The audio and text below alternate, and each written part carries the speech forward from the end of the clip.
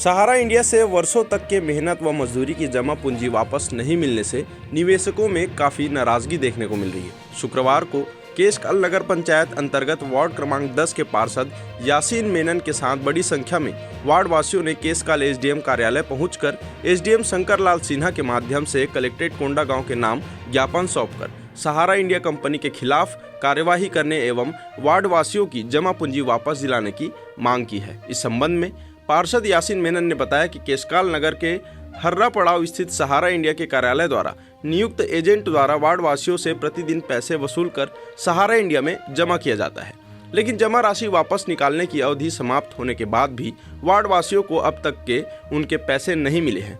इसी संबंध में वार्ड वासियों के साथ कलेक्टर के नाम एसडीएम को ज्ञापन सौंपा गया है। वहीं एसडीएम शंकर लाल सिन्हा ने कहा कि कुछ महीने पहले कोंडागांव जिला मुख्यालय में सहारा इंडिया एवं अन्य कंपनियों में जमा पैसा करने वाले लोगों से आवेदन आमंत्रित किए गए थे।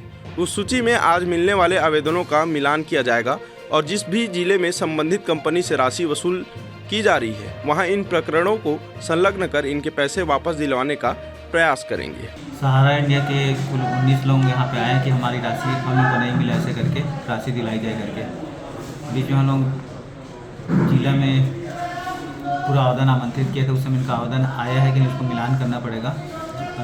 हमारे यहाँ जैसे अभी आज 19 लोगों का दिए हैं, 19 लोगों को हम लोग जिस जिला में राशि वितरण हो रही होगी वहाँ प्रकरण लंबित है तो वहाँ भेज देंगे राशि वितरण के लिए। मेरे वार्ड वासियों ने मुझे मौखिक रूप से सूचित किया कि सहारा इंडिया में उन्होंने काफ़ी पैसा जमा किया है और अवधि समाप्त होने के बाद भी उनको अभी तक वो पैसा नहीं मिल पाया।